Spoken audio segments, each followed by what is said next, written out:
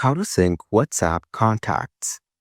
To get started, first of all, let's go ahead and open up the WhatsApp application. So once you're here, let's tap on the plus icon on the top right corner.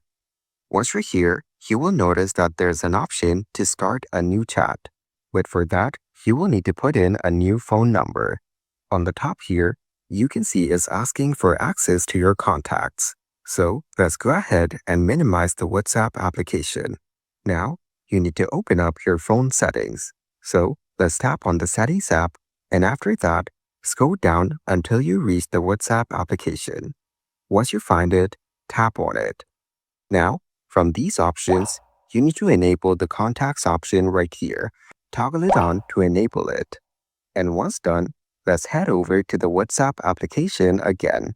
So close the Settings app and open your WhatsApp. Once you're in WhatsApp, go ahead and tap on the plus icon on the top right corner again. And here, if you scroll through, you will notice that all your phone contacts are synced with WhatsApp. From here, you can start a conversation with anyone from your contact list. So, by following these steps, you can easily sync WhatsApp contacts.